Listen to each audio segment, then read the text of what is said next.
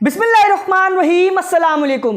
कल चीन और रूस ने हिंद महासागर के अंदर ईरान के साथ नेवल एक्सरसाइज करके ये दुनिया को पैगाम पहुंचा दिया कि ऑफिशियली तौर पर किसी भी सूरत में कोई जंग जैसा सिनेरियो बनता है अगर, तो रशिया और चाइना ईरान के साथ कंधे से कंधा मिलाकर खड़े हैं। ये ऑफिशियल ऐलान हो गया है। इस ऑफिशियल ऐलान को और ज़्यादा पुख्ता और मजबूत करने के लिए चीन ने एक और स्टेप आगे बढ़ाया है ईरान की तरफ। चीन ने रूस और ईरान को चीन की राजधानी बीजिंग के अंदर इनवाइट किया है फ्राइडे वाले दिन। वीडियो में ईरान से लेके चीन, रशिया, सीरिया और पूरे मिडिल ईस्ट की बड़ी बड़ी अपडेट्स मौजूद है। इसलिए आप तमाम हजरात से गुजारिश है कि पहले तो वीडियो को पूरा देखें और चैनल पर नए हैं तो हमें सपोर्ट जरूर करें, चैनल को सब्सक्राइब जरूर कर लें। चीन, रूस और ईरान को अपनी देश की राजधानी बीजिंग में बुलाकर एक मीटिंग करने जा रहा है ईरान के न्यूक्लियर के मुद्दे पर। इसी में एक बड़ी बात यह है कि फ्राइडे वाले दिन जब ईरान, चीन और रशिया मिलकर बीजिंग के अंदर न्यूक्लियर के ऊपर बात कर रहे होंगे, उसी वक्त अमेरिका के न्यूयॉर्क के अंदर अमेरिका ने इंटरनेशनल गैंग को इकट्ठा कर ईरान के न्यूक्लियर के मुद्दे पर ही एक मीटिंग बिठाई है। यूनाइटेड नेशन सिक्योरिटी काउंसिल के मेंबर्स तमाम वहां पर इकट्ठा होंगे अमेरिका के न्यूयॉर्क में, और ईरान के ऊपर क्या कार्रवाई करनी है, किस तरीके से उसको रोकना है, क्योंकि ईरान जो न्यूक्लियर बना रहा है वो पूरी दुनिया के लिए खतरा हो सकते हैं ना। अमेरिका के पास जो 4-5 हज़ार रखे हैं वो खतरा नहीं है,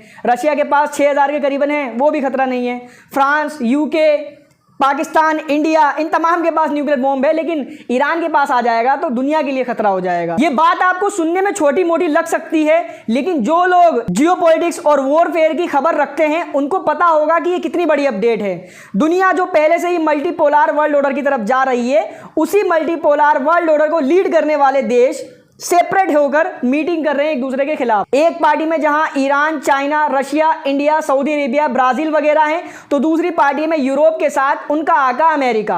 अब ये दोनों सेपरेटली मीटिंग कर रहे हैं। ये मैसेज जा रहा है पूरी दुनिया को कि कहीं ना कहीं ये दोनों पार्टियां एक दूसरे के खिलाफ ईरान के न्यूक्लियर के मुद्दे पर ही खड़ी हो सकती हैं। हालांकि रशिया जो ईरान का चीन से बड़ा अलाय है, उसने अमेरिका को ये विश्वास दिलाते हुए कहा कि हम ईरान को मनाने की कोशिश करेंगे, टेबल पर वापस लेकर आएंगे।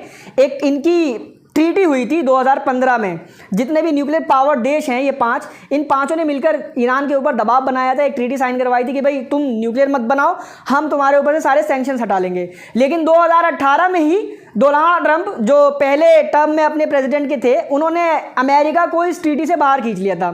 फिर उसके बाद ईरान ने बॉम्ब बनाना दोबारा शुरू कर दिया।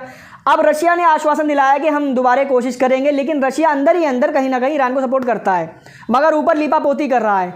मगर चाइना ने एकदम खुलकर ये बात क्लियर कर दी है कि भैया देखो, जैसे दुनिया के तमाम देशों को हक है अपने आप को प्रोटेक्ट करने का, टेक्नोलॉजिकली बड़ा बनने का, ताकतवर बनने का, इन्फ्लुएंस बनाने का, वैसे ही ईरान को भी हक है। और ऊपर से वो तो बेचारा चारों तरफ से दुश्मनों से घिरा हुआ है, तो उसको तो पूरा पूरा हक है। इन्होंने खुली बात कही है, रशिया की तरह लीपापोती नहीं की। और अब तो ईरानियन प्रेसिडेंट मसूद पेजेश्कियान भी फॉर्म में आ चुके हैं, जिनके बारे में ये बातें चल रही थी, हमने भी कही थी कि ये कहीं ना कहीं प्रो अमेरिका हैं। ये चाहते हैं कि अमेरिका और वेस्ट वगैरह से दोस्ती हो तो हमारे देश के ऊपर से सैंक्शंस वगैरह हटे। लेकिन शायद इन्होंने अमेरिका की हिस्ट्री को ढंग से पढ़ा नहीं, या ये सोच रहे थे कि क्या पता कुछ बदलाव आ जाए। अब जब इनको हकीकत पता लगी है तो इनके भी सब्र का बांध टूट गया, और इन्होंने डोनाल्ड ट्रंप को जवाब देते हुए कहा है कि अपनी ये धमकी अपने छाते में ले लो और जो करना है वो करो, अब तो हम तुमसे बात करने वाले हैं नहीं। अब क्योंकि 75 साल पहले पैदा की गई औलाद खतरे में पड़ सकती है, इसलिए न्यूयॉर्क के अंदर कुछ बड़े फैसले लिए जा सकते हैं। जैसे फैसले सद्दाम के टाइम में, गद्दाफी के टाइम में, अफगानिस्तान के टाइम में लिए गए थे, वैसे ही फैसले अब लिए जा सकते हैं ईरान के खिलाफ। लेकिन इस बार अमेरिका के लिए काम आसान नहीं होने वाला है, क्योंकि ईरान के साथ 2 सुपर पावर्स पहले से ही खड़ी हैं। एक तो जंग के अंदर अभी अभी आ ही रहा है, एक पहले से ही जंग में है और उसके खिलाफ भी साजिशें चल रही हैं, अभी मैं आगे रिपोर्ट में आपको बताने वाला हूं। तो ये चैलेंज आसान नहीं होगा। वहीं यमन ने रेड सी के अंदर एक बार फिर से इजरायली शिप्स के ऊपर हमलों को लेकर जानकारी दी है कि हम इन पे दोबारा से हमले करेंगे। जो भी शिप इजराइल को जा रही होगी किसी भी देश से, यमन के रेड सी के रास्ते से, या कोई भी शिप इजराइल से लिंक्ड होगी और कहीं और जा रही होगी, हम उनको उड़ाएंगे। क्योंकि 4 दिन का वक्त दिया था कि गाजा के अंदर जाने से जो 8 ट्रक्स ब्लॉक किए हैं उनको दोबारा से रिज्यूम करो, नहीं तो हम हमले शुरू करेंगे। रिज्यूम करना तो दूर की बात है, इजराइल ने गाजा के अंदर पानी भी कट कर दिया और बिजली भी कट कर दी, ताकि रमजान के इस महीने में गाजा के लोगों को सहरी और इफ्तार दोनों से ही महरूम कर दिया जाए। वहीं अपनी नस्ल के मुताबिक यूनाइटेड स्टेट्स ऑफ अमेरिका ने रशिया को ठगने की कोशिश की है।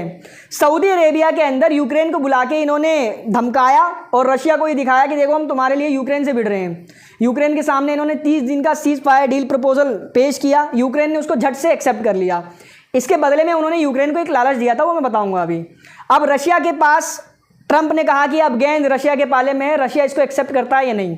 लेकिन एक्सपर्ट्स ये कह रहे हैं कि 30 दिनों के लिए तो वैसे भी रशिया किसी सीज फायर को एक्सेप्ट नहीं करेगा। मतलब क्या है 30 दिन का, ये तो समझ से बात एकदम। लेकिन इसी बीच अमेरिका के फॉरेन मिनिस्टर मार्को रूबियो, जो पावर में आते ही बहुत शुरू से ही फुदक रहे हैं, उन्होंने रशिया को ये एक तरह से वार्निंग या धमकी समझ लो दी है कि रशिया को ये डील एक्सेप्ट करनी ही होगी। अगर उसने ऐसा नहीं किया तो जो सैंक्शंस हम रशिया पर से हटाने वाले हैं वो हम नहीं हटाएंगे। वहीं यूक्रेन ने इस 30 दिन के सीज फायर डील को इसलिए एक्सेप्ट किया है क्योंकि अमेरिका ने ज़ेलेंस्की से ये वादा किया कि हमने जो एड वगैरह, मिलिट्री एड वगैरह रोकी हुई है, हथियार वगैरह, वो हम तुम्हें दोबारा देने लगेंगे। और कमाल की बात यह कि आज सुबह से ही, डील होने से पहले से ही इन्होंने हथियार देना शुरू भी कर दिए, जो रशिया के इंटरेस्ट के बिल्कुल खिलाफ है। ये तो सीधा पैगाम जा रहा है रशिया को कि 30 दिन का सीज फायर इसलिए कर रहे हैं ताकि हम यूक्रेन को हथियार सप्लाई कर सकें। क्या लगता है आपको, मानेंगे पुतिन चचा? उधर इजराइल के डिफेंस मिनिस्टर इजराइल कैट्स ने जुलानी की गैरत को तमाचा लगाते हुए उसे धमकाया है कि जब तुम दमिश्क के अंदर प्रेसिडेंशियल पैलेस के अंदर सुबह को सो के उठोगे तब तुम्हें ये रियलाइज होगा कि हम तुम्हें, यानी इजराइल तुम्हें माउंट हरमन से देख रहा है। ये वही माउंट हरमन है जिसको अभी हाल फिलहाल में इजराइल ने सीरिया के अंदर घुस के कब्जाया है और जुलानी की फौजें ताता थैया कर रही है लताकिया के अंदर। माइनॉरिटीज जो वेपनलेस लोग हैं उनसे जाकर 53 साल पुराना, 25 साल पुराना, 30 साल पुराना बदला ले रही है। आपको शायद पता होगा कि गोलान हाइट्स भी सीरिया का हिस्सा था। उसके ठीक बगल में माउंट हरमन है जो गोलान हाइट्स से भी ऊंची पहाड़ी है, उसको भी इजराइल ने कब्जा कर लिया। और वो एक ऐसी स्ट्रेटेजिक लोकेशन है जहां पर जिसका कब्जा हो जाए पूरे एरिया के अंदर, यानी लेबनान से लेके सीरिया, सीरिया से लेके जॉर्डन, जॉर्डन से लेके पूरा इजराइल, हर जगह पर उस पहाड़ी से नज़र रखी जा सकती है। अब इजराइल का कब्जा है, टेक्नोलॉजिकली तो वैसे भी वो बहुत आगे है। तो आप समझ सकते हो कि जुलानी अगर टॉयलेट में भी बैठा होगा तो इजराइल वो भी देख के बता देगा कि कितना आज उन्होंने निकाला है। बाकी इस वीडियो में फिलहाल इतना ही था। इस वीडियो को शेयर करें, चैनल पर नए हैं तो चैनल को सब्सक्राइब जरूर कर लें। And thank you so much for joining.